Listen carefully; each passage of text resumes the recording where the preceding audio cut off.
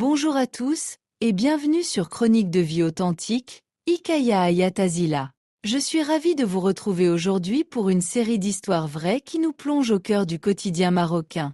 Je m'appelle Fatima. Nous sommes deux sœurs. Ma sœur, qui est plus âgée que moi, s'est mariée 4 ans avant moi et a eu son premier enfant alors que j'étais encore à la maison.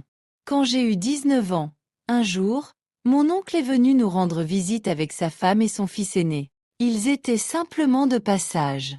Nous vivions à environ 2 heures de route les uns des autres. Après m'avoir vu, le fils de mon oncle a demandé à ses parents de me demander en mariage.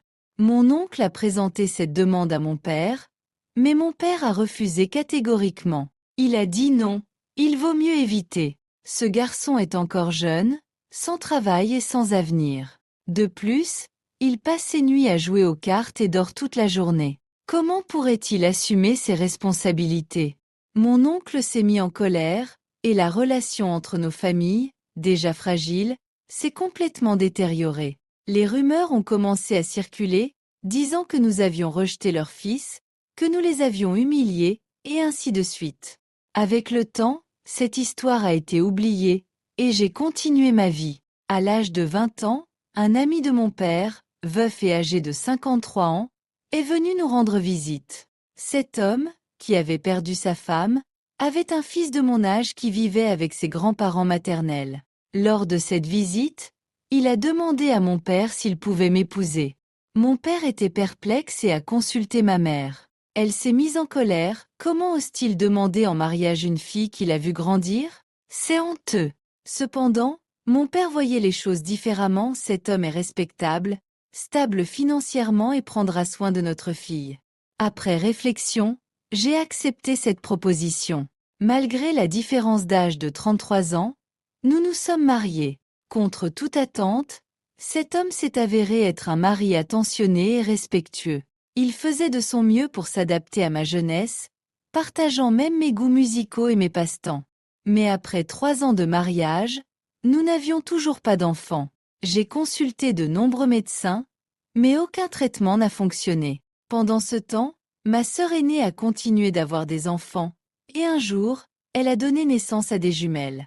Lors de ma visite pour la féliciter, j'ai plaisanté « Donne-moi une des jumelles, elles se ressemblent tellement qu'une seule suffira ». À ma grande surprise, elle a répondu « Si ton mari est d'accord, je te la donne ». J'ai parlé à mon mari, qui a accepté avec joie. Si cela peut te rendre heureuse, pourquoi pas?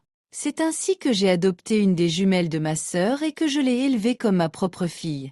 Elle a grandi dans notre maison et a apporté beaucoup de bonheur dans notre vie.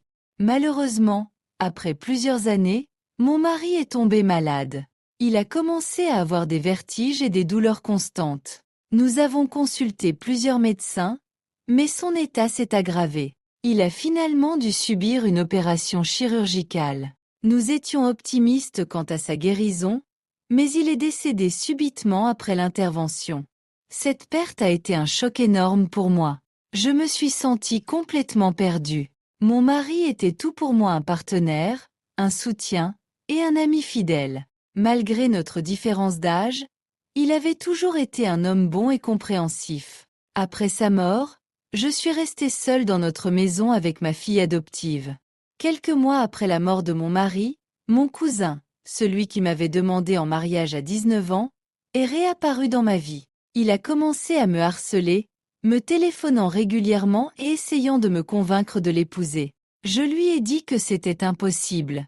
Il n'avait pas changé depuis notre première rencontre, il était toujours sans travail, irresponsable et accro aux jeux de cartes. Malgré mes refus répétés, il n'a pas abandonné. Plus tard, j'ai rencontré un autre homme. Après avoir réfléchi et discuté avec ma famille, j'ai décidé de me remarier. J'espérais que ce serait un nouveau départ, mais cette décision s'est avérée être une grave erreur. Cet homme s'est révélé manipulateur, paresseux et sans scrupules.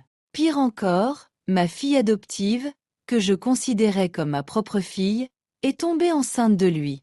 Quand j'ai découvert cela, j'ai été complètement anéantie. J'ai confronté ma fille, mais elle a refusé d'assumer ses actes. Elle m'a dit qu'elle allait se marier avec lui, mais je savais que cela n'arriverait pas.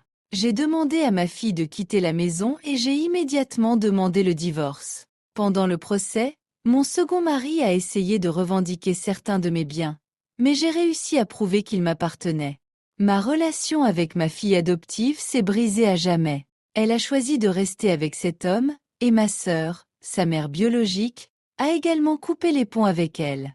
Nous étions toutes deux dévastées par son comportement. Je suis retournée vivre seule dans ma maison. Avec le temps, mes parents m'ont rejoint pour m'apporter leur soutien. J'ai loué une partie de ma maison pour subvenir à mes besoins, et j'ai appris à reconstruire ma vie. Cette expérience m'a enseigné à ne jamais précipiter mes décisions, surtout en ce qui concerne les relations et les mariages. Aujourd'hui, je vis paisiblement avec mes parents. Je remercie Dieu de m'avoir donné la force de surmonter ces épreuves.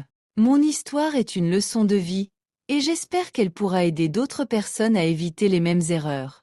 Merci d'avoir écouté mon histoire. Que Dieu vous protège et vous accorde bonheur et succès dans votre vie.